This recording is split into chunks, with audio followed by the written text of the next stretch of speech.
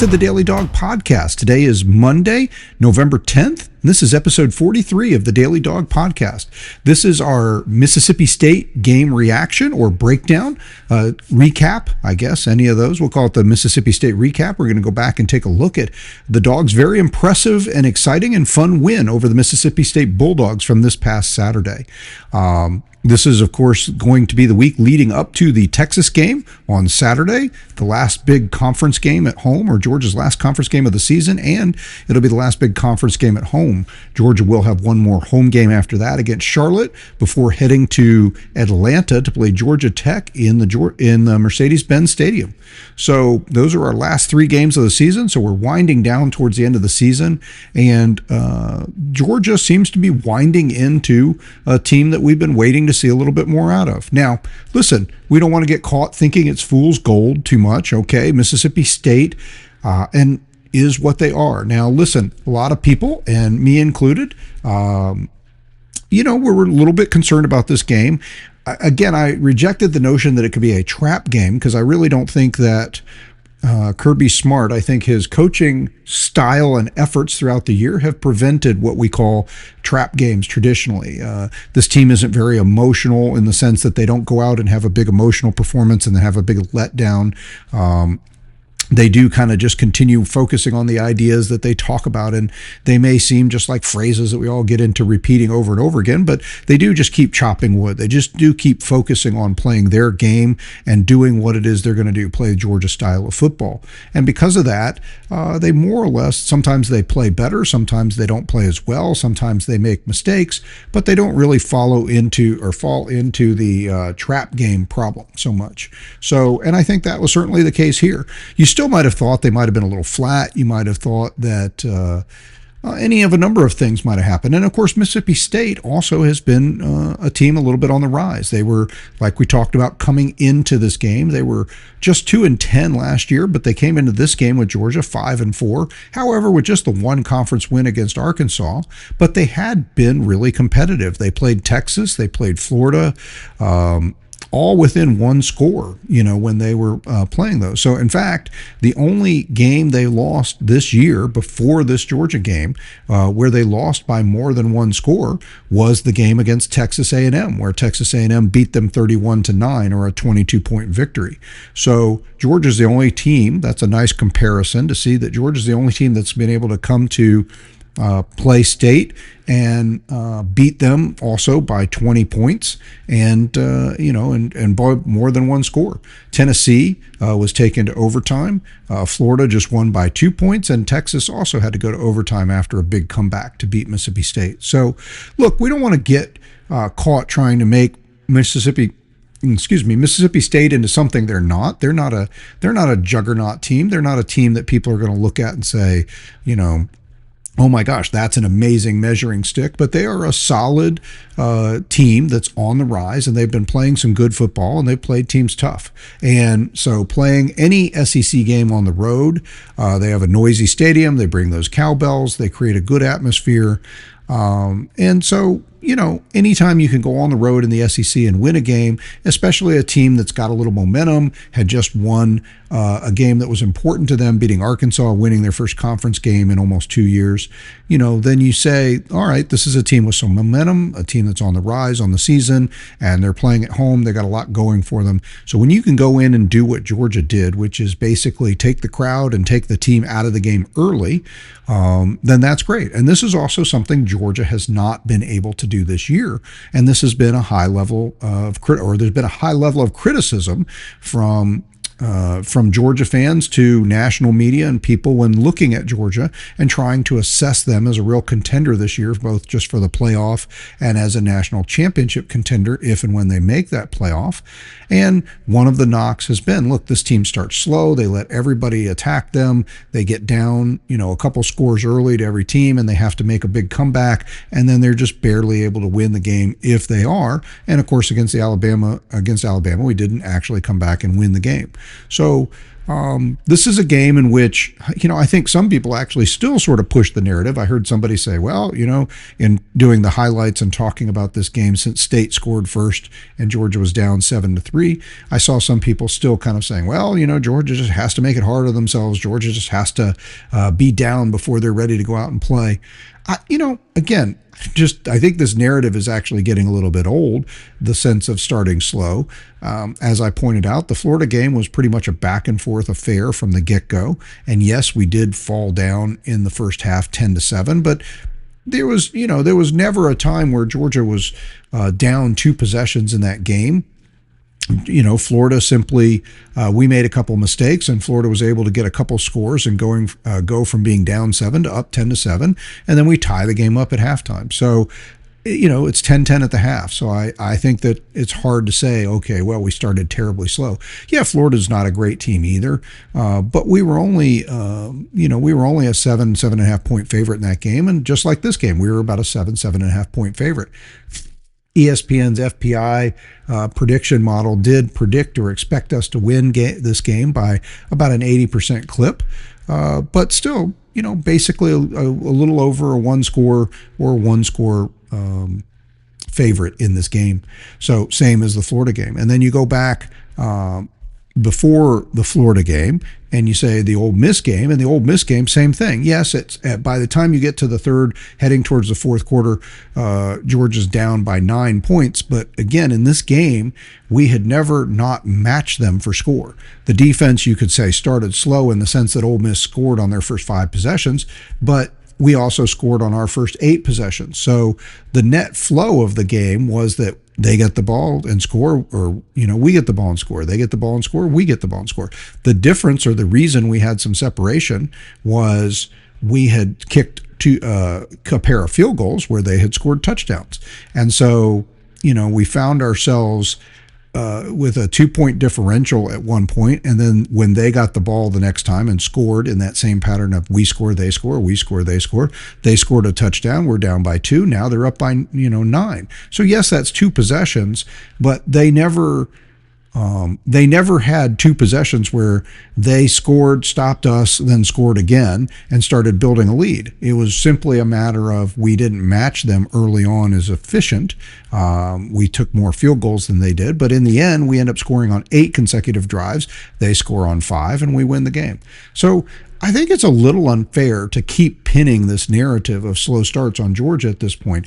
Yes, they earned it from early in the season, but this is 3 games now in which Georgia has basically been matching or controlling the flow in the case of the Mississippi State game. In the Florida and the Ole Miss games, they pretty much match what the opponent was doing until they were eventually able to wrest control of the game, in both cases near the end of the game in Florida and Ole Miss. In this game, Mississippi State got the ball first, and Jeff Lebby, like we talked about, is an offensive coach, considered one of the better offensive minds out there right now in the game.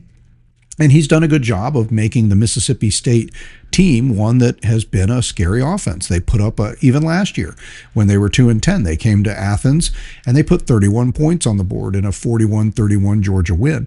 So even last year they were putting points on the board, and this year they continue to be upper 1/3, upper half offense in FBS competition. So, State is a team with a decent offensive record, and what good offensive coaches do, like we've talked about a lot of times, is they'll put together, every coach puts together sort of scripted plays. Every team's going to come into a game where they get the ball first and they have a set of plays. They've gone ahead and scripted it. Why wait until the last minute, right? Why wait until you get the ball and go, let's look at our play sheet. What do we want to do with the ball here? You're going to get the ball at least one time. It's going to be on a kickoff, right? So this is the other thing that about it is you're going to start when you start the game. You say but most of the time you're going to start the game on the 25-yard line because you're either going to get the ball first, or if the other team scores, then they'll kick off. I guess there is the option that you could force them into a punt, and if they drive the ball and then punch you down to your own 5 or 6 yard line. So coaches have to think about that variable, I guess, which is maybe a certain percentage of the time, maybe they actually do get pinned inside their 25. But a lot of times, statistically speaking, they can expect to get the ball at about their 25-yard line on that first possession, and then they can script their plays. In fact, Jeff Lebby in this game was so excited about his scripted plays and wanting to run his offense the way he did, maybe from a certain point on the field, that when they won the toss, they actually took the ball first. Which is great, because if we had won the toss, we would have asked to defer, which is what we typically do. So in this case, we were able to, and I'll talk about it a little bit, that trade-off did not actually work so well for Mississippi State in this particular time. But it did work in the sense that they took the ball first, and they go on a 14-play, 75-yard drive for a touchdown. And so my point is, look, they're a good offensive team. Their coach is an offensive guru. They scripted their first drive.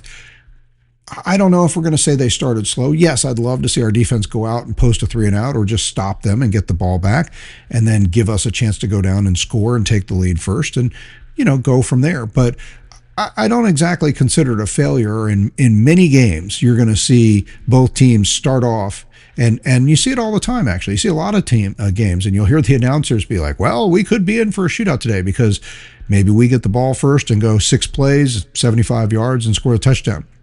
And we kick off, and the other team gets the ball, and they go 5 plays, 75 yards, and touchdown. And so it looks like you're off into the races, a barn burner. Everybody's going to score. But then all of a sudden, a lot of times, you find yourself in the third quarter, and it's a 10-7 game, or neither team scored again. It's still 7-7, go into the half, something like that.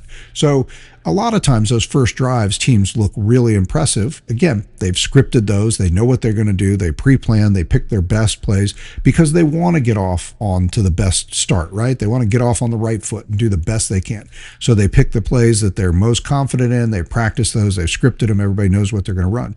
After that, now it becomes down in distance and circumstance, and you just have to see how the game's going to flow. And you just don't always know. So it's going to be a little different. So, again, not really upset that State gets the ball first and goes down the field and scores. Sure, I'd love to see us just shut them out. Sure, I'd love to see us pitch a shutout. They don't score at all. That'd be great. But I don't think that was a highly realistic expectation, because we know that State is a good offense. We talked about Lebby being from that Baylor offensive tree, the same one that Josh Heupel at Tennessee's come from. And so we know that they're going to be sort of a fast-paced, go-quick offense. They get a couple first downs, and they're going to get going. They've played well this season, and they've been able to put up yards and points on virtually everybody. Even Texas, who has one of the best defenses in the country. Texas gave up over,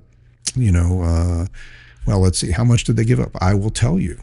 Texas, I'm just trying to make sure. Yeah. So Texas gave up, Mississippi State was able to get 445 yards of offense and 38 points against Texas. So in regulation, it went to overtime, but Mississippi State failed to score in overtime. So I mean, I think we can look at them and say, look, they could be a very dangerous and explosive team, even against a legitimate top 10, top 15 defense like Texas. They were able to put up 445 yards and 38 points. So this performance, Georgia holds Mississippi State for the game to 322 yards and 21 points. And I was a little disappointed to see. I mean, I'm a stat junkie. I think you may have picked that up from now. And I'm a greedy stat junkie. When I'm watching the game, I'm watching the flow, and I'm like, ooh, maybe we'll hold them under 300 yards. Maybe we'll get, and I'm already thinking about how good this is going to make our stats look. Like, okay, this is going to improve our overall stats. We're going to go, we're going to drop down to holding people under 18 points a game. I'm often looking at this because it's just part of the way I enjoy looking at the football. I'm a number and stats guy, and so and I've said before, one of the frustrating as a baseball fan, it's great because almost once you played a couple weeks of baseball, you have enough stats to start looking at something and saying something about it. College football is a little tricky. I've been saying that all season. When you try to look at stats with college football, we're now at the point where we played. We're 8-1. We played 9 games. Well, now the stats are starting to stack up and be somewhat meaningful, but they can be skewed heavily early in the season. I mean, you tend to hear, I think it's almost silly that announcers even bother. They talk about like maybe you have a big matchup early in the game. Let's say Georgia was playing Clemson in the second game of the season, and both teams had played I mean, maybe seconds too early. Let's do a different example. Let's say we have the big first conference game. Like, so we had Tennessee, like third game of the year, and you played 2 games against cupcakes like we did, and maybe Tennessee had done the same. So the announcers would be, well, Tennessee comes into this game, number 1 in the country in overall offense and points, scoring 51 points a game and 580 yards. It's like, yeah, they played 2 cupcake teams. I mean, what does that mean? It means nothing, right? So, I mean, I understand you got to say something, and the stats are the stats, but early in the season, it's hard for them to mean a lot. One of the themes that I was looking at today, getting ready for this podcast, is realizing that, this was a game, this was one of the first times where we have sort of had a stat padding game, even though it was an SEC game, even though it was an SEC road game.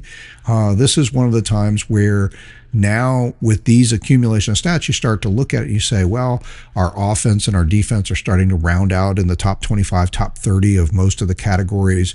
We're starting to see where, hey, look, we're the 5th ranked team in the country, but to a certain degree, again, if you're the 5th ranked team in the country, do the stats, do they start to measure up? Do they mean anything? I mean, do they support that?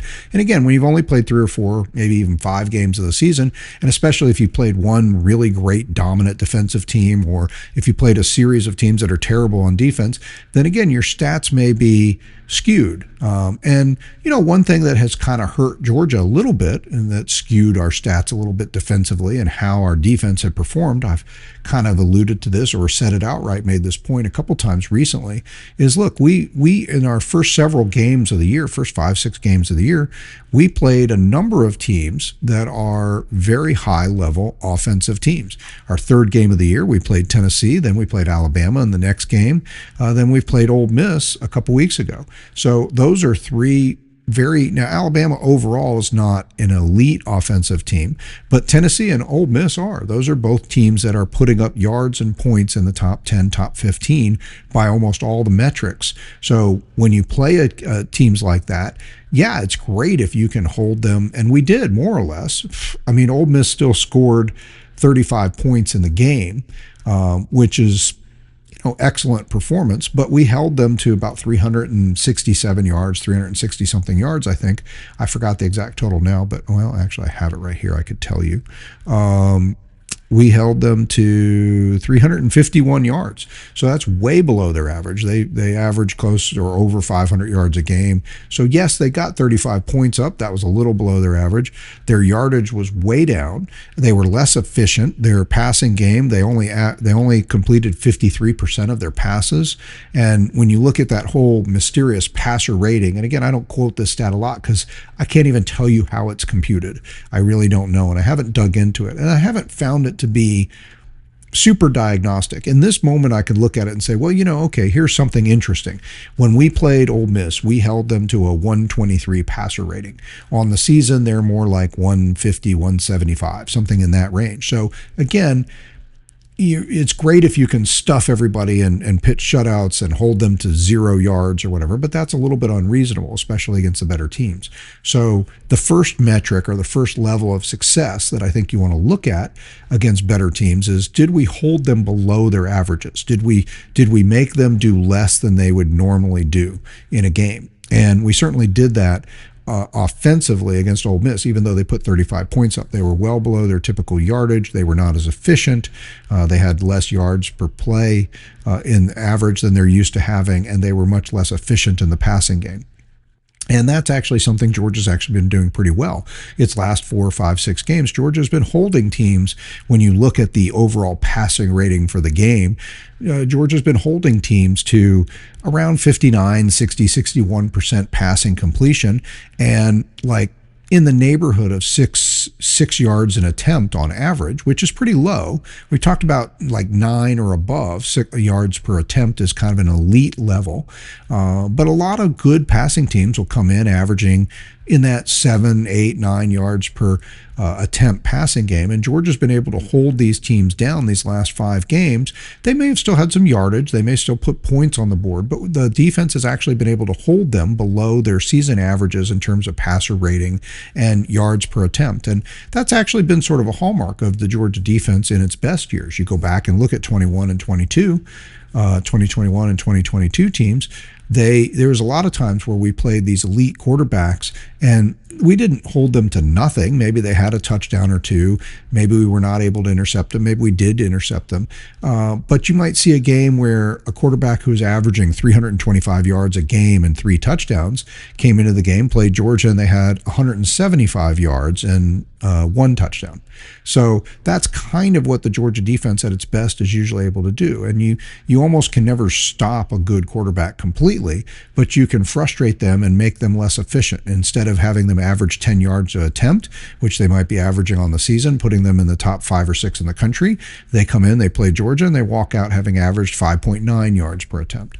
So Georgia's been able to do that most recently in these games, and that's been very effective. So, for instance, Gunner had a nice game this last game. He averaged 9.1 yards per attempt. So that's 9 being that elite category and above. Whereas we held the 2 different Mississippi State quarterbacks, we held them to 64% passing, a little below their average, but only 173 yards total through the air and a 122 passer rating. So we frustrated them. Plus, the defense actually did, I'll just go ahead and mention now, these are some of the stats that I was going to get into a little bit later, but the defense was able to get 3 sacks on the day, 2 early, right in the first quarter. We sacked them twice. We had another sack later in the game, and that's a big deal. We'd gone 2 games without a sack, and we only had 8 on the season coming in. So 3 sacks represents almost 10% or more of our production on the season. So again, I'm not really clear looking at this. I mean, I told you coming into the game that I thought we would get pressure on the Mississippi State quarterback or quarterbacks. They did end up changing quarterbacks in the game. And I said I thought we would have pressure in this game, in part because they had been poor. This is one area, despite being a high-level offense, they had been poor at giving up sacks. And so they had already given up 29 sacks on the season, which I made the point that if you were a team and you had accumulated 29 sacks, that would put you in the upper 10, 15 in the country, top 10, 15 rankings as far as sacks at this point in the season. It's not even a bad season total, much less than to be, coming towards, still have a few games left and have already accumulated 29 sacks.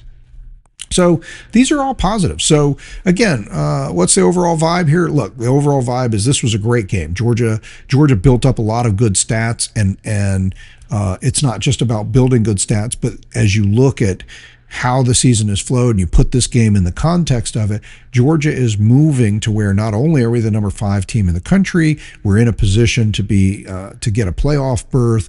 We're still in contention for the SEC championship, but you're starting to see that our overall performance is standing out or coming together. It's coming to add up to like, hey, there's some reasons why it's not just we happen to be in an SEC team or a name brand and we've won a few games, but we haven't done much. No, overall, the team is starting to show production when you look up and down the stat sheet that is befitting of a team that is in the upper 25 or so of the country.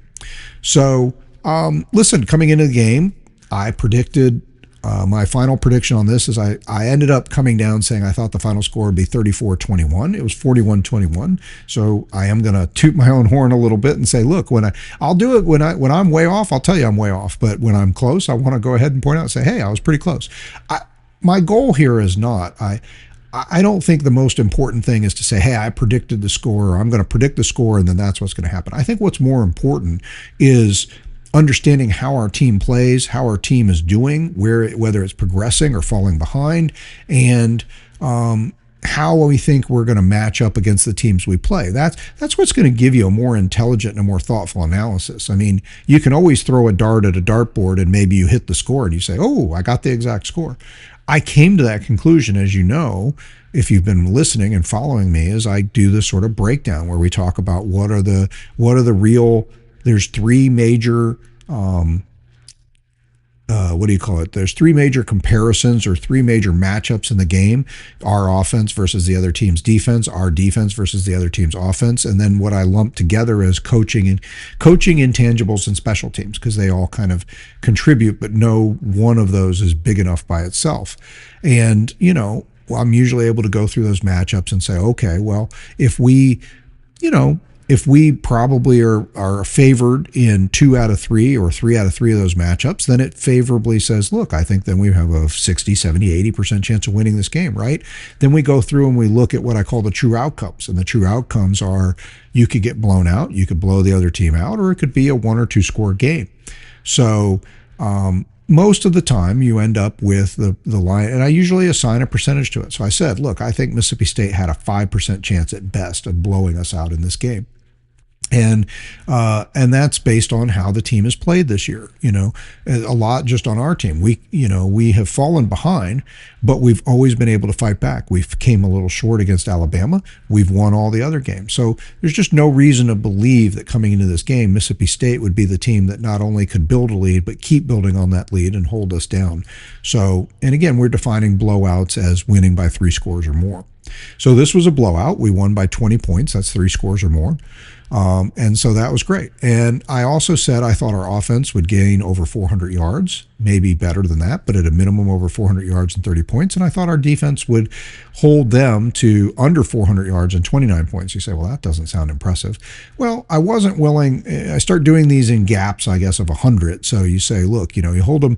This team averaged over 400 yards a game of offense. This team was averaging over 30 points a game in offense. So if we can hold them under that, hold them under their averages, then, and we meet or exceed our averages, then again, you'd say, then we have a pretty strong chance to win the game. And I thought that all the matchups said we would do that. I thought our offense would grind out and get 400, 450 or more yards of offense and well over 30 points. I was very confident in that. And they did. They end up with 567 yards on the day. This is our biggest yardage output of the year offensively, and 41 points. So you're getting close to our top. We scored 44 points against Tennessee, but of course that was in overtime. And then 35 points against Kentucky, 45 points against Marshall. So this is one of our best offensive outputs, no matter how you look at it. Right up there, almost up there in points, definitely up there in yardage. It was also, we were averaging about 6.9 yards per play throughout the game, or at least in the run game. We had over 300 yards rushing for the first time in a while, and that's always a big stat. So I said I thought the run game, I also made the point I thought we would be balanced. I thought we'd have over 250 yards passing and over 200 yards rushing. Well, we did have over both. Gunner had over about 262 yards. Puglisi threw one pass, he didn't complete it. And so we did have over 250 yards passing, and we had over 300 yards rushing. So a very good performance all around by the offense. And again, big kudos to Nate Frazier. I'm sure you saw it, but I mean, what an amazing game by him. And sometimes you see a guy have a 100-yard game as a running back because he rips off one long run, and then he has a bunch of mediocre runs, and it adds up to, he has a 50-yard touchdown, and then they give him the ball another 20 times, and he averages 3 or 4 yards a carry, and he ends up with 120 yards on a whole bunch of carries and one big run. Well, Frazier was dominant. He only had the ball 12 times in this game, 181 yards. I mean, it's almost a 15-yard per carry average in this game. And he looked like a man possessed. I mean, he stumbled on the long touchdown and then, put his hand on the ground and kept going. How many times I've seen not just him, but a lot of Georgia backs stumble and then go down when he almost broke that one. Well, today he did break it. He stumbled, but he went through it. He busted through some arm tackles. He was just fast. He was electric. He looked fast. Obviously, he held on to the ball. We had some fumble trouble early in the year, and that got him set back a little bit. And again, from a statistic point of view, one of the things this did, Chauncey Bowens was already averaging over 5 yards a carry. That's kind of the first standard you look at, is you say 5 yards a carry or above, really good effort by your running back. And you go back and you look at our really good offensive teams and our really good run teams from earlier. Last year was not a good run team, like we talked about.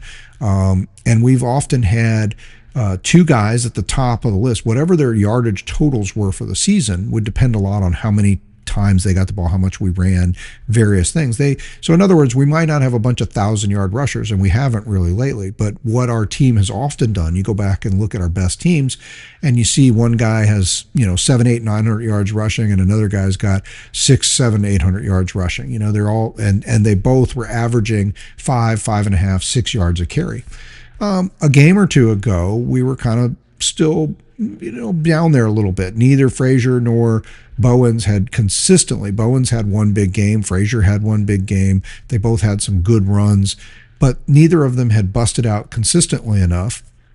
But Bowens put up some nice runs. Even though he finished under 100 yards, he had a couple big runs late in the Florida game that helped make that game, obviously the big touchdown, the go-ahead touchdown, but a couple other big runs on that drive. And he finished with over 70 yards in the last game. And that got him up over 400 and up over a 5-yard per carry average.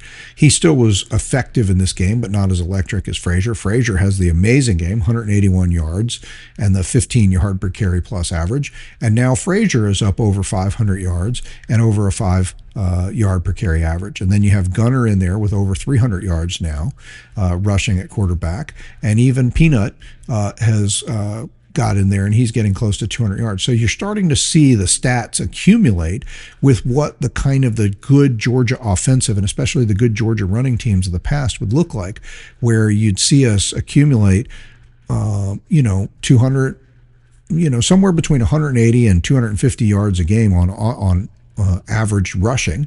And you'd see that stack up where you have, kind of your number 1A and 1B back, and then maybe you have a third guy getting some yardage, and maybe even a fourth guy getting some yardage.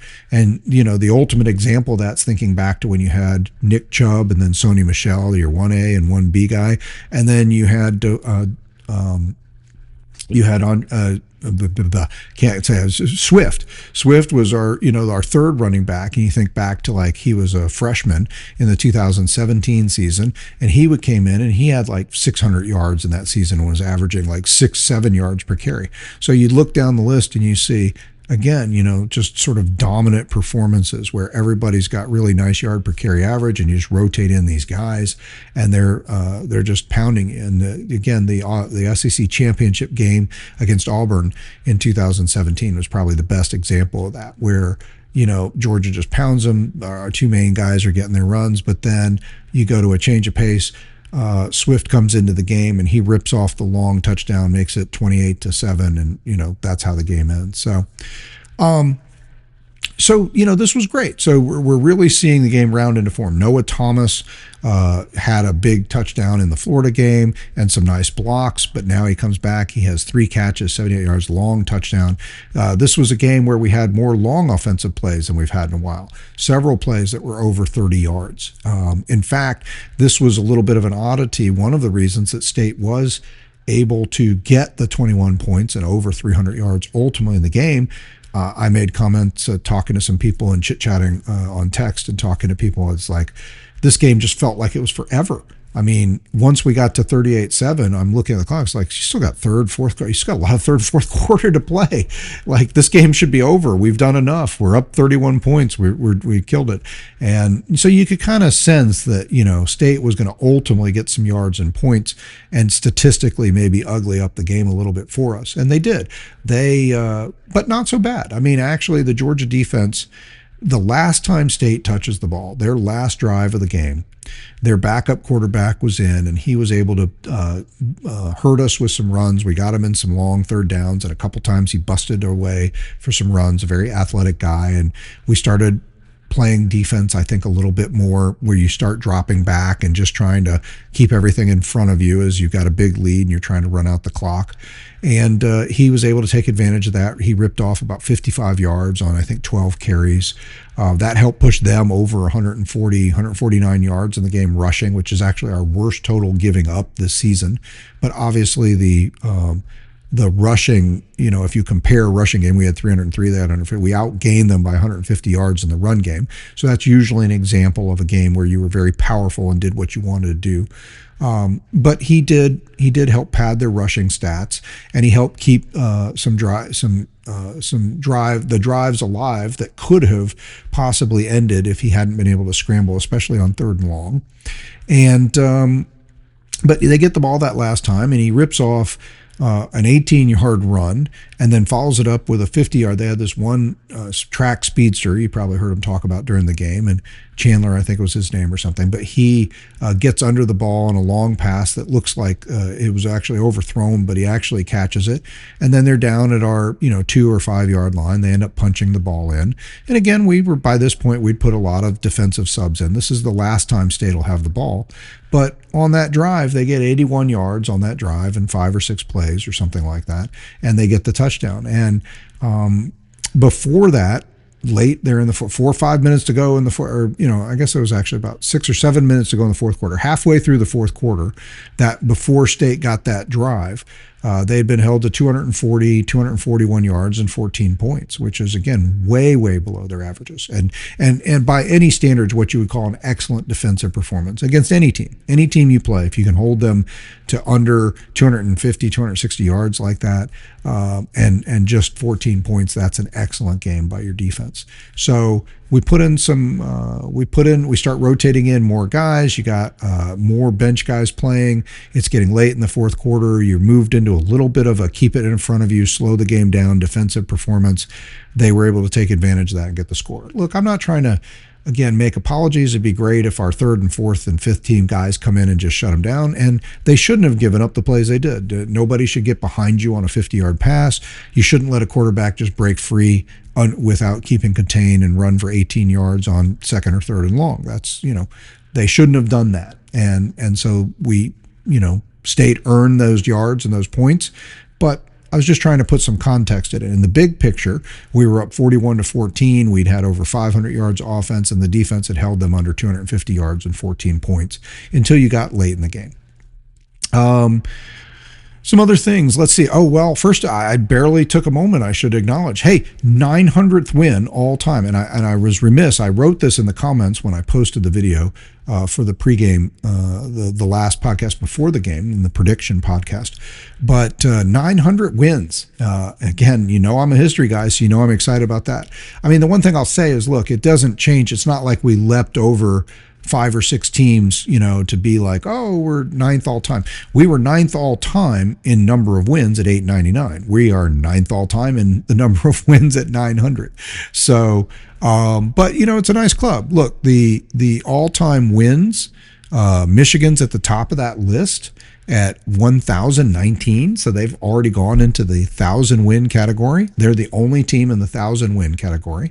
So now you realize we're 119 wins somehow behind Michigan, and maybe that's a history discussion we'll have one day in the off season. But Ohio State is your next team at 986 wins. Alabama is up there at third at 981. Then Notre Dame, Texas, Oklahoma, Penn State, and Nebraska. So those are the teams that are ahead of us in all-time wins. Nebraska is at 930 wins. So Nebraska has had some big down seasons in the last 20 years, especially in the last 5 or 10 years. And so we've actually made up a lot of ground on Nebraska. I mean, we have closed that gap. Now we're 30 wins behind them. Obviously, we're not going to catch them today or tomorrow. It takes years to possibly. I mean, I don't know, in my lifetime if we'll actually ever pass. I mean, we would, if you think about it, if we win 10 games every year and Nebraska wins 7, so that would be a 3-game differential, right? So it would take, we're 30 games behind them. So at that pace, it's going to take, 10 years or whatever to catch them in wins. So we've made up ground clearly in the last few years, but I don't know if we're going to catch them. Behind us, 10th all time is USC, Southern Cal. They're at 889 wins. So, or they were at 889. You know what? Let me do this real quick. All of those win totals, I forgot to refresh that. All of those win totals were before last weekend's game. So I guess USC either didn't win or didn't play. I don't know. They're still at 889. So we have an 11-game lead on USC. So again, it would be hard for them to catch us the way we're playing right now. I mean, the best they could do is sort of, right now, the best anybody could do, the way Georgia's putting up wins on an average, if you look at any 10-year span of time, would be to just sort of tread water with us. And then Tennessee. And in fact, I would say, I think it was a few years ago that Tennessee was still ahead of us on this list, but we have moved ahead of them. They have 881 all-time wins. whereas we are up to 900 now. So now we're 19 ahead of them. So, and I think we passed them a few years ago and just kind of kept building that lead as they've had some down years. So, your top 15 all-time win teams, just to give you some more context: LSU at 820, Clemson at 812, and Auburn as number 14 at 808, and Texas A&M is 15th all-time at 795 wins. So again, kudos to Georgia, kudos to us as fans, yay us program, 900 wins all time. Like I said, we were already had the ninth most wins all time. We still have the ninth most wins all time, but we are the ninth team in the history of college football to go over 900 wins. It's just kind of amazing thing. And one thing that's kind of interesting to think, Kirby's got well over 100 of those now, right? So Kirby represents more than 10% of all the wins in the history of Georgia football, which, Georgia football history goes back into the late 1800s. Been playing football for a long time now, over 130 years. And so this era that Kirby has ushered in, he has really stamped his name, not just in Georgia history, but in football history. I mean, he is really in college football history in general. So anyway, I just was remiss, and I had meant to bring that up before the game and in the prediction podcast. I didn't get around to it, and I felt a little remiss about it. And I just certainly don't want to miss the opportunity to celebrate another big milestone as part of that thing where we look at and have that a lot of pride. I know we have a lot of pride in our program. I know you'd have a lot of pride in our program, even if we were a historically 500 winning percentage team, but we're not. We are a team that's nearly won 70% of its games throughout history and now has 900 wins, and that just sort of adds to that credentials and that idea of Georgia being one of the top 10 programs of all time. And being able to move to a place where we've moved past a few teams and moved out of that 10, 11, 12, 13th position, and now we're being in the 9th position all time again, just sort of adds to that idea where you look at wins, winning percentage, bowl records, national championships, conference championships, all these things, and put it together, sort of amalgamize all that and say, well, what do you got? Okay, well, you can see Georgia's a team that's, again, on average, probably about somewhere in the 7th to 10th best team all time. So we'll get it. Again, that's another argument I plan to do for off-season kind of thing where we can look a little bit more at the history and whatnot. But it's nice to at least reflect on where we are in that as we hit these milestones. So so let's recap where we are so far in this episode. So Georgia wins a game that a lot of people thought could be a problem for them, and they win it, and they win it easily. And for the first time in a while, people can't complain that Georgia started slow or couldn't get on top of a team that they should beat convincingly, whether it's late in the game or early in the game. Georgia led this game 24-7 at the half. That's the first time we've seen a big lead like that in a while. This game just felt, look, regardless of who we're playing and how good they were, this is the first time in a long while where this felt like the Georgia you're used to, right? The other team gets the ball first on the opening kick. They go down the field and score. And then from there, Georgia rips off 31 unanswered points to go up, or 38 unanswered points to go up 31 points in the game, up 38-7, right? And so just takes control of the game, dominates the game through the rest of the first quarter, all the second quarter, all the third quarter. And then, as things as we start to move in some backups, as we start to just focus on just running the ball and bleeding clock, and they put some backups in, or, they keep going, the game sort of slows down, bogs down a little bit, doesn't just keep up at the same pace where you end up winning 65-7, but just a solid overall, really good victory, really, really looking like Georgia playing Georgia football. And we did some things that we haven't done in a while. We had 3 sacks in the game.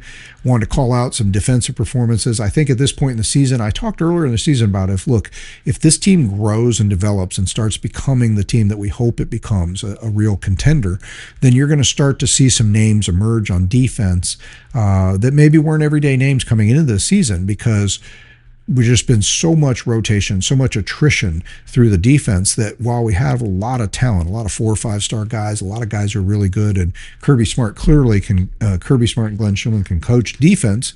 They didn't forget how to do that. But we just, well, who are these guys? Who are the names? Who are the people we're going to count on?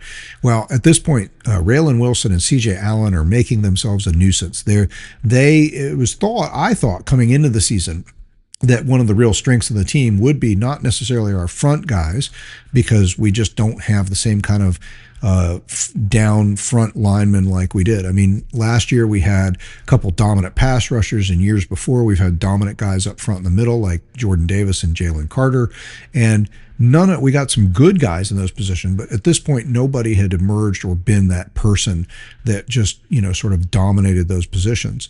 And now you see, though, but I thought the linebackers, and a lot of people thought, hey, but our linebackers, we still have some of the fastest and best overall linebacking core that maybe in the country, and so we thought you'd see a lot of plays early in the season when the defense was sort of taking it on the chin, especially early in some of those games. We didn't hear these names emerge as much, but now you're starting to realize, hey, Raylan Wilson, CJ Allen, Christian Miller, these are guys we're counting on the defense, and these are guys that are making plays, day in and day out. Each time now when the game is, you're getting to that point like you did in the days gone by, Nakobe Dean or some of the other guys that you just came to know, a good Jordan Davis and Jalen Carter, guys like that, where you say these guys are going to make plays.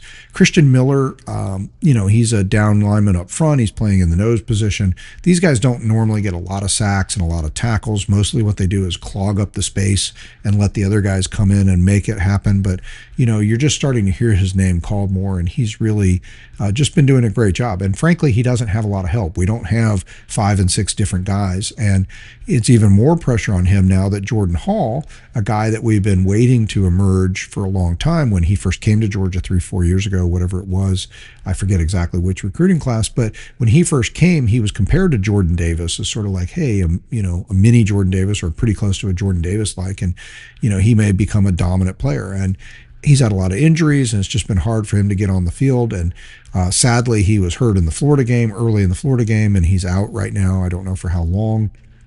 But and I think you could see a little bit of a difference. We were not quite as dominant stopping the run up front. Both of the state running backs were able to rip off a few plays with some yards early, and obviously the effort for the quarterback, their backup quarterback, to rip off some yards late in the game. I think that you see the absence of Hall a little bit, but other guys were in there, and a lot of guys did step up and do a good job. And the offense, I mean, we're starting to see this idea too, that there's a number of different guys who can step up and make big plays, not just a catch and a first down. I mean, it's great when you need 3rd and 8, you're at 3rd and 7 and somebody makes an 8-yard catch and it's sort of a routine everyday catch. That's great. But we're starting to really see a moment now where you see guys making big plays, big exciting plays. Oscar Delp, I was talking to somebody during the game, and we were talking about how Delp was having a very Brock Bowers, and Delp was compared when he was recruited. When he came on, he physically looks a little bit like Brock Bowers. He's about Brock Bowers' size. He has a lot of speed. His attributes made you think he could play the same way Brock Bowers did. He could block. He has that kind of speed. He has that kind of catching ability. Not every tight end has the ability to move, catch, run, and block like Brock Bowers did. That's part of what made him unique and special. And you can see that Delp's been here for 4 years now, 5 years, and we've kind of just keep thinking, and he's had some big moments, but the thought was when Bowers turned pro that Delp would step into that role and kind of take over and also have dominant performances. And we just hadn't quite seen it, more than a few glimpses here and there. But this was a very, Delp was in on a lot of blocks. Delp was, he had a nice sort of chunk play or explosive play over the middle, a kind of play that we often ran to Brock Bowers, where the tight end goes right down that seam and the quarterback throws it right over the linebacker.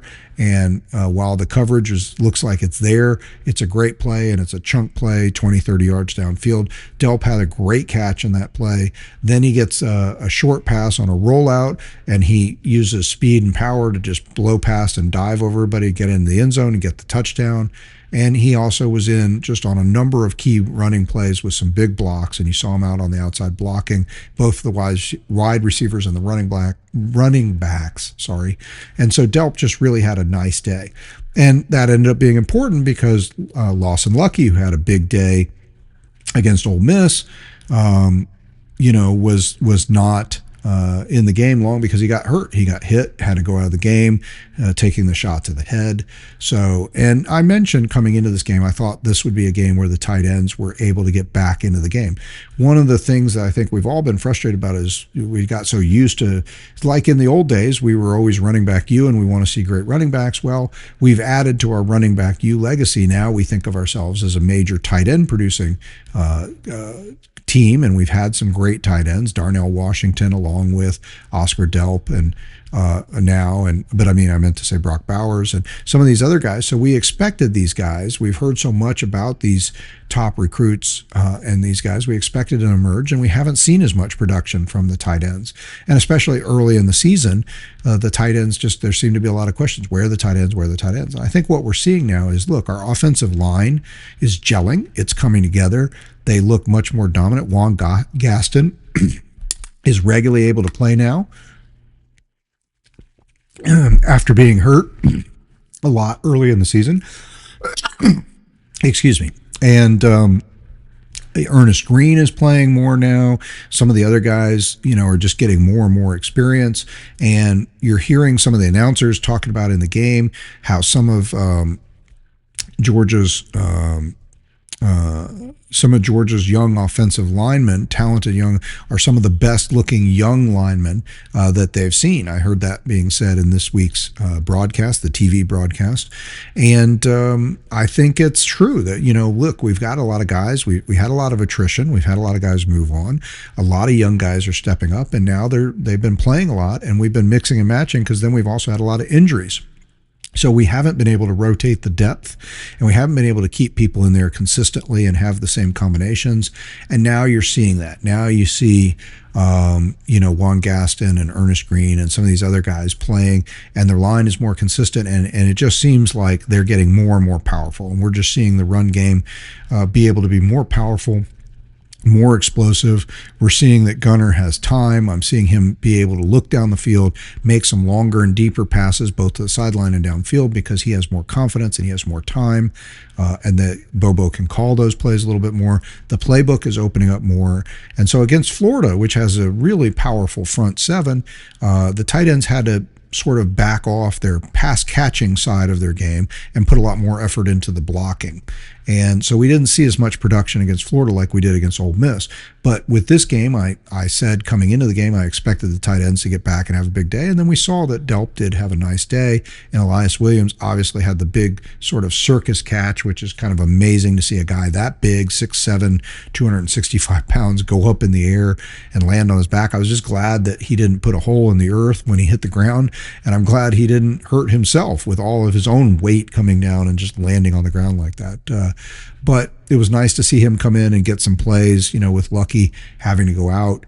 And so the tight ends they were back to being a big factor. And I think we knew that, we expected that, or we talked about that coming in, that this was going to be a game where they should get more play, and they did.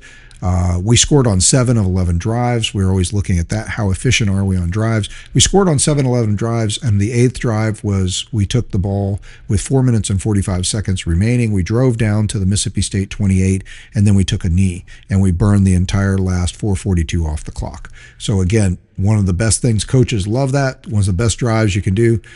Second game in a row, we've ended the game with the ball in our hands, just eating the clock. So kudos to the offense. That's the best way to end a game, right? So at one point we had the yardage differential in this game up to 278 yards, 274, 278. I lost track of it. We finished something about 240, 245 yard differential in this game. One of those markers I'm always looking at. It's a measure of power, or what I call sort of, how powerful are you? I mean, do you win games? I mean, whether you win the game by 3 points or whether you win the game by 30 points, did you control the game? And one of the stats, along with time of possession, that often points to how you control the game, sometimes better than the score, because the score sometimes can be reflective of some wonky things. Again, Florida didn't put up a ton of offense, didn't consistently drive against Georgia at all, but, it was a one-score game, and they had a chance to possibly win that game, and part of it is because We were not efficient on offense, so we did not put up a lot of yardage. We scored, we talked about this, that the Florida game, we scored 3 touchdowns on 3 long drives, but a lot of our other drives, we were 3 and out and punting. So we were just horribly inconsistent in the Florida game. And ultimately, we were not, we didn't even score on 50% of our possessions. Well, today we score on 7 of 11 possessions, and we hold Mississippi State to scoring only 3 of their 11 possessions. So that's where we created the separation. We're very efficient, scoring on more than 50% of our drives. Like I said, that 8th drive could have been a score if that's what we're trying for, but what we were actually trying to do is just run out the last 4.5 minutes of the game, and that's what we did. We ended the game on offense. We ran out the clock. That's exactly what you want to do. And so what you look at in this game, though, is you say, okay, all of those things add up. And then on top of that, we controlled the game in the sense that we consistently gain yardage while holding them to not gaining yardage. So that yardage differential can sometimes be one of the better indicators of, whether or not you're controlling the game, or at least you put it together with things like time of possession and obviously whether you win and how the score goes. But all of those things kind of can make a big deal. Let me just see. I wanted to make a point. I made the point earlier that Jeff Lebby, they won the toss. Mississippi State won the toss, and they elected to take the ball first. And sometimes you'll see offensive coaches think that way. And, they often feel like they want to make a strength. And it's not unreasonable for a coach to say, look, I want to make a strength. I want to make a statement early in this game with the strength of my team. So why do I want to start on defense? I know the defense is much weaker than my offense. So I'm going to put my strongest part of my team out there first, and we're going to go out there and execute. So that's what State did. They win the toss. They're at home. They take the ball, and they do go 14 plays, 75 yards, and get a touchdown, first drive of the game. So they did put their best foot forward, you would say, and they went out there on their strength. They started the game on their strength. The downside for him is the way the game flowed. We end up getting the ball with about 2.5 minutes to go in the first half. And we have this really funny drive. You might remember this is the drive where we end up twice, where it looked like we were going to stall just in maybe field goal range or right on the edge of field goal range. And you're sort of looking at this and thinking, we got Peyton Woodring, why is Kirby, not taking the field goal? We could be up at least 20-7 at the half. If you take the field goal, it's getting late in the game. He puts the punt team out there, and then they do that funny thing where they run the punt team off and the offense comes back on. State gets caught off guard, so they call a timeout. So then after the timeout, amazingly, I was impressed. We go out and we do the same thing. And we set the offense out there, the punt team out there, and then they switch, and the offense comes running onto the field. And State doesn't call the timeout this time, but they do jump off sides, and it's 4th and 3 at this play. So an offsides gives us the first down, and then ultimately we get a screen pass to Zachariah Branch, who gets in the end zone like he's done many a times, even on short passes where he makes a play on his own. He gets in the end zone, and now it's 20. It was 17-7. Now it's 24-7. That's going to be a score at the half. We do kick off, and State basically just takes a knee. There's only 10 seconds on the clock. So effectively, I'm saying they didn't touch it. And then the way it worked out, since State took the ball first, we scored right before the end of the half. We had the ball last, in essence, and we score. And then we get the ball start the third quarter, start the second half, and we go right down the field and we score again. So essentially, when State, the sequence here that I think was a really interesting set of coaching moves and decisions is State drives down to the Georgia 23-yard line. So State gets down to the Georgia 23-yard line. They get into a 4th and 5 situation rather than kick the 40-yard field goal and make it, at this point, again, it's 17-7. So that would make it 17-10. That would make it a 1-score game with about 2.5 minutes to go in the half. So you think a lot of coaches might look at that and say, you kick the field goal, you make it a 1-score game, try to play defense and get to the halftime down 1 score. But Lebby decides to go for 4th down on this, and then we stuff it. So we get the turnover on downs. We take the ball, go the other way, ultimately get the touchdown the way I just described it. And so the last time State has the ball, with about 2.5 minutes to go in the half. They're giving up a fourth down on fourth. They're giving up the ball on downs on a fourth down play that doesn't work, and they're down. They're down just 10 points, 17-7. The next time they will effectively touch the ball with a chance to drive will be in the third quarter after we've had the ball, and they're now down 24 points. They're down 31-7, and so that whole thing didn't work out so well for them about taking the ball first and the way the flow of the game went, because they took the ball first, but we had the ball last in the first half, and we get the ball first in the second half. We put touchdowns on the board in both of those, and we stretch a 10-point lead into a 24-point lead. And again, we just dominate that second quarter. We had a 21-point second quarter. So again, this feels a lot like the kind of Georgia games we've been expecting over the last several years. So I thought that was an interesting decision. I thought it was worth calling out, the way he chose to take the ball first and the way he chose, Levy, their coach, chose to skip the field goal that would have brought them within 2 scores, at least at that point in the game, and go for the touchdown. Now, I don't know whether that was a great choice or not. I don't know if it would have made any difference. I mean, if they kick the field goal and the rest of the game flows the way it does, we score the touchdown on the next drive, then score the touchdown to start second half. Then instead of being 31-7, it'd be 31-10, and I think pretty much the game flows the same way. So I'm not sure that there's any profound difference in any of that. But it is interesting, and it was some coaching choices, and it really didn't work out for them. It didn't make anything go well. Georgia defense also gives kudos. They forced 3 3-and-outs, and twice they forced fourth downs that could have been decisive. One of them was, as I just described, decisive. We got the ball back, and then we scored after that. The other one was late in the game when Mississippi State actually scored their second touchdown. We did get them. They got it deep into our territory, and we forced them into a 4th and long. It was about 4th and 7 or 4th and 10, something in that range. They were obviously already down big in the game, so it makes sense to skip the field goal and go for the touchdown.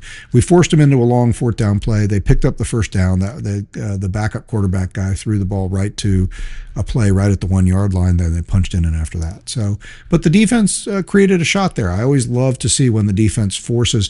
I love when when our offense plays well enough, and we do this a lot over the last few years, and this is one of the few times we've done it this year, where the offense had forced, even if the defense gave up some yards and the other team gets into our territory, the situation in the game forces the coach to sidestep field goals and just putting points on the board and go for it on 4th down. And when you control the game, when you control the yardage, the time of possession, the clock, and you're putting points on the board, being efficient, you force the coach to feel like, look, we're just falling behind. Even if it's not a huge score differential, they just feel those things I've been talking about. They know we're getting beat. Georgia's possessing the ball. They're scoring most of the time they get the ball. We can't afford just accept field goals here. So we're going to have to try and get a touchdown. We're going to have to try and go for the 4th down. And then a lot of times that actually has played into Georgia's hands. There's been a lot of times over the years where we force teams into those 4th downs. We stop the 4th down, even though they had a nice drive, got deep in our territory, they end up not scoring. So the points looks good. The yardage is maybe a little off, but we controlled the game. And so Georgia did a good job of forcing 2 4th downs, stopping one of them. If they'd stopped the other one, then State wouldn't have even scored as much as they did. But they did get the other 4th down. But the defense did a good job of also forcing 3 3-and-outs out of State's 11 drives. So they scored on 3 drives, and they had 3 3-and-outs on 3 drives. So, and then of course they moved the ball some measure of time, but not 3-and-out on the other drives. So, I think we already called out most of the offensive heroes. I mean, Gunner, I haven't really highlighted Gunner, but Gunner was fantastic. His completion percentage was not as high as it had been. He kind of lost his conference lead at 70.5%. Completion percentage, he's down to 69.5% or 69.8 now, because he was about 62% in this game. Part of that was he took a few more deep shots. If you think about it, you saw more shots down the sideline, 20 or 30 yards down the field, and a few more deep down the field shots. And we weren't able to hook up on a lot of those. That's kind of the only thing we didn't do really well. He did have some, the Oscar Delp play that I was talking about, and there was a few where, like the Noah Thomas pass that went for the long touchdown. Of course, that was not designed as a long play. That wasn't a deep pass. That was a relatively short pass when Gunner scrambled. But then Noah Thomas just weaved and knived and kept looking back over his shoulder with this way and that, and eventually got into the end zone for a 60-something yard play. So I think it was a 64-yard touchdown. So Gunner had a really nice day, and I'm glad that with the protection that they had, the offensive line gelling and playing a little better, I'm glad that he took some shots downfield. Unfortunately, we weren't able to connect on those quite as much, and that led to his completion percentage being a little down. But overall, he had an excellent game. He runs for 31 yards, gets a couple key first downs. He throws for 262, and he has 3 touchdowns in the game, no interceptions.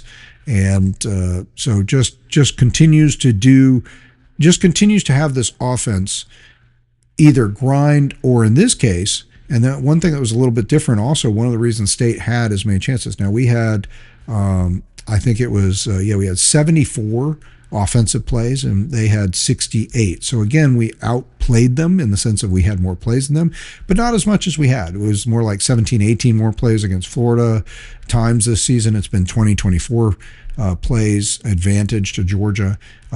So one of the things we actually did is we had so many chunk plays, we had so many big yardage plays that we did not have very many of those drives that we often have that were over 4 yards. In fact, over 4 minutes. I mean, in fact, we had one drive, our second scoring drive.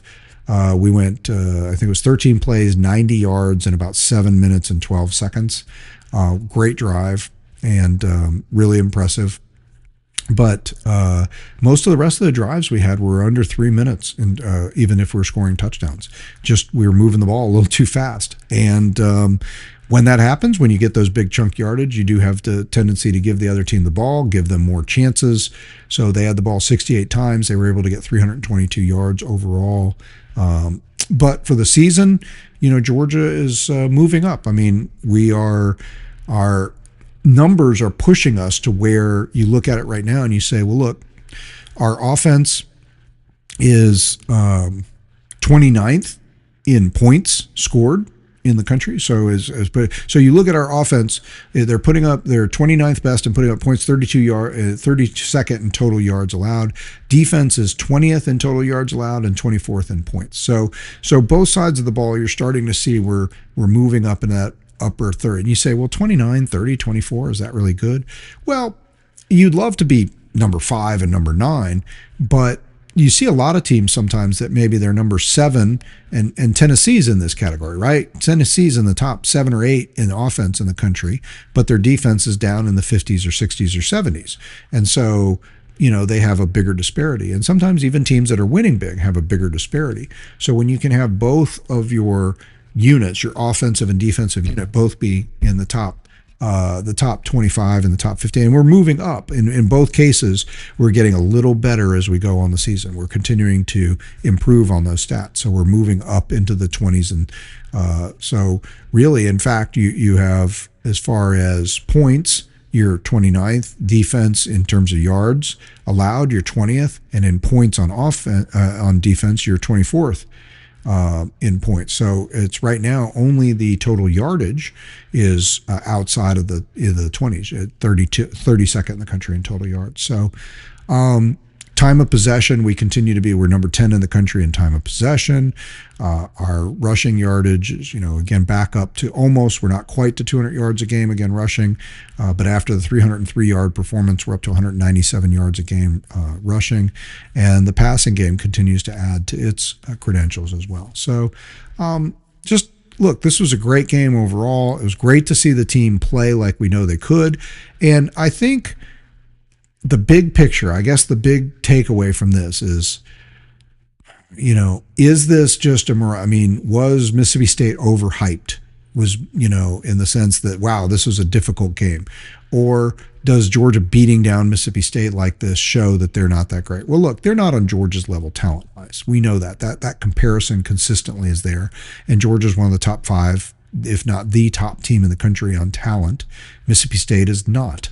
So, and they're not even in the top 20 or top 25 necessarily. So, but But again, State has been a good team this year. They're a team on the rise, and they're a team that has played other good teams and other good defenses, other good offenses, and come away where they've been one-score games. Only Texas A&M, who's number 3 in the country right now, and just had another dominant performance beating Missouri at Missouri. And Missouri is a very good defense, and Missouri is a very good team. Now, Missouri's hampered by the fact that they are on their 3rd quarterback of the season. They had a starting quarterback. He got hurt. They went to a talented, probably next guy was going to be maybe was going to even be a better quarterback when it was his turn, but they went to him now that the first guy was hurt, and he was having a great season, and now he's hurt and out, and now they're down to a true freshman, their 3rd string guy. So, starting a true freshman, and people made this point, I think, on some ESPN broadcasts and different places. Maybe it was either on SEC final or college football final. Somebody made the point that 18 times a true freshman had their first start in a game against a top 10 team in the SEC, and this was the 18th time it happened now, and in all 18 times they got beat, and they got beat badly. It's just, that's a tough way to start your as a starting quarterback, is to start against a top 10 SEC team. And so that's what he had to do. And I just, I think it was a lot to ask, and Missouri was hampered by not having the quarterback play that they probably would have. I don't know that they would have beaten A&M with their 1st or 2nd string quarterback, but I think it would have been a lot better game than it was. But it's still, Missouri still has a great running game. They still have a really good defense, and so for Texas A&M to go into Missouri and beat them 38-17, still very impressive. So, and so that A&M team is building its credentials as the number 3 team in the country, and that's the only other team that's been able to beat Mississippi State by more than 1 score or not get taken to overtime like Tennessee and Texas did. So I think, I think on the whole, this is a good win, and I think that when we see that the defense is playing better, that they're getting more pressure, that they look like they're making more plays. They forced a fumble in a big moment and recovered it, and they had another 4th down stop like we talked about, and then we're able to go down and score and just have that sort of change of, they could score, but instead we score. They were in field goal range, but we stopped them and then get a touchdown going the other way. That's a 10-point swing, help precipitated by the defense. We're seeing more guys on the defense emerge as playmakers and stars in this league. The offense continues to be either an offense that's going to grind out 400 yards, but then shows they can hit you for some big plays. And we have playmakers emerging all over the place. It could be Chauncey Bowens. It could be Nate Frazier. It could be Noah Thomas or London Humphreys or Oscar Delp or Lawson Lucky if he gets back and he's healthy. And then Zachariah Branch has moved into position where he's our leading receiver both by receptions and yardage now. And his totals are just starting to go up and up. And just time and time again, he's making big plays. He's making key 3rd downs, breaking away and making the touchdown like he did right before the half. And one of the things that we're starting to see is, I give Bobo a lot of credit. We complained a lot about how they just, all these passes near the line, all these passes right around the line of scrimmage, screen pass, screen pass, screen pass. Well, if you watch the game closely now, he's really building off of his earlier tendencies in the season. It's become a real threat that when Zachariah Branch pulls out into the flat and Gunner can look that way or fake that way, we've done that so much, and Zachariah Branch has been so effective, and we've run so many plays that way that the defense does have a tendency to get sucked up towards that play in the flat. And more often now, Gunner is not just, especially now the line's gelling and he has more time, he's not just throwing that ball out to Zachariah. He's looking and faking that way. And then if you look, they have routes layered in, kind of a mid-level route, a little further upfield, and then one deeper. The touchdown to Noah Thomas against Florida was a play like that, where Zachariah Branch, or the running back, I don't remember who, was low and in the flat, and Florida's so used to seeing us put that ball out on the screen that they push up, and they just end up where you were all low in the quarter and Noah Thomas gets the touchdown. And in this game, that happened a couple times early in the game where Gunner was able to take the deeper play down the field, one of the 2 deeper options, and then late in the game or late in the half, then you saw we'd already attacked further downfield. So when Zachariah Branch is open to the side, everybody's not just crashing on him anymore and keying on him and making that harder. Gunnar gets the ball out to him and he whips through everybody because he's got good blocking and a little more space now, and he gets into the end zone. And so now that play, you have to look back early in the season and say, look, whether he intended this and he was playing the long game from early in the season, knowing that if he convinced defenses that we're more often than not going to take the short pass, then later he'd be able to open it up and surprise them behind him, or whether he realizes he should do that now because he's run so many short passes. I don't think it matters. So in other words, whether he did that early in the season by design to get to this point later, or now he's just learned that, hey, we have opportunities further down the field. Either way, Bobo is calling opportunities down the field, and he's using this screen pass game that we used a lot in the season to create sort of an option look that is confusing defenses and leaving space on one side or the other. They're starting to commit either back or forward, and once they do, then we're able to take advantage either side of that, because Zachariah Branch is so dangerous if you do go short, or you're able to go deeper. And even if the running back flows out there, we've seen Chauncey Bowens and Nate Frazier catch some balls in that position and make some nice plays from that position as well. Maybe not quite as dynamic as Zachariah Branch, but how many people are? So, this was a good win, solid team, a good effort, and it gives you a lot of hope going into the game against Texas. The early line is out. Georgia's a 6.5 point favorite. We're about a 60% predicted against FBI, a 60% model win at home against Texas. So that's kind of an interesting take. The line being very similar. The last two games, the line started at 7.5, and this one starts at 6.5. The line started at 7.5 against State. It did go up to 9.5. The line at Florida started at 7.5. It basically held there. It dipped, I think, briefly to 6.5, then went back to 7.5. So it'll be interesting to see what happens here on the Texas. But the early line is that those last two games, the predictive models had us about an 80% chance to win.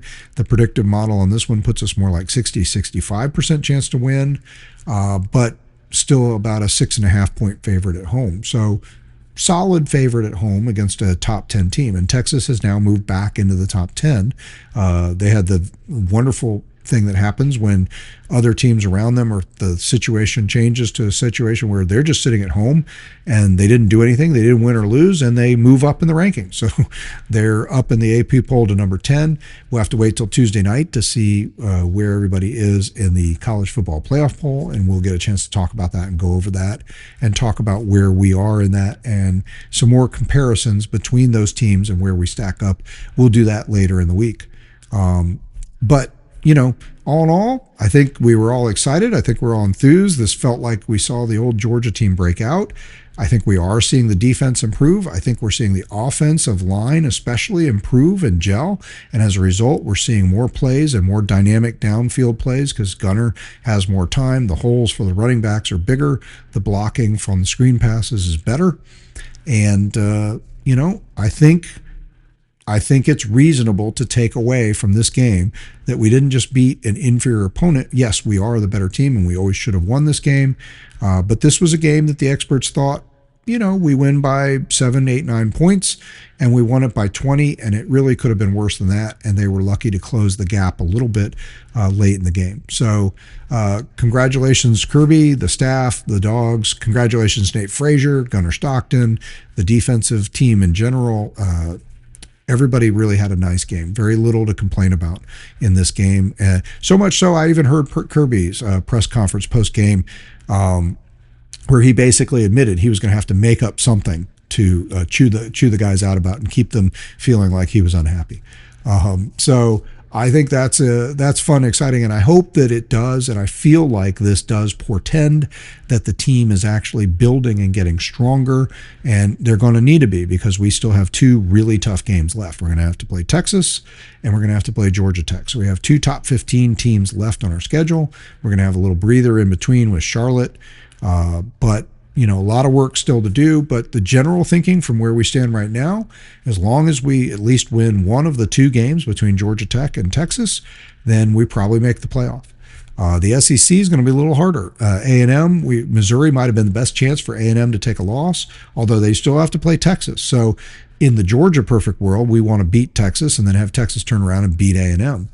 Our chance to make it to the SEC championship game probably depends on at least one of A&M or Alabama taking a loss so that we can finish 7-1 and they can finish 7-1, and so we get 3 teams at 7-1, and then we see where the tiebreakers go, and that may favor us. Obviously, if both A&M and Alabama win out, then they'll be in the SEC championship game, and that'll be that. So we'll cover those scenarios some more, but that's a good starter on that. Hey, I really appreciate it. I hope you had a great Saturday. I hope you enjoyed watching the Bulldogs win and sort of that old feeling of watching our team just dominate and throttle an opponent and walk away kind of with, when's this game going to be over? It's been over for a while, but now I'm ready to move on and just celebrate, chat with people, have, eat and drink, have fun. And it's nice to do that it's nice when you win the noon game convincingly. It makes the rest of Saturday just kind of a fun way to sit around and see what everybody else does and go, hey, we were great. What are you guys doing? So anyway, thank you so much. We'll be back later in the week with more of those things we talked about on the podcast coming up. Hope you have a great Monday, and go Dogs.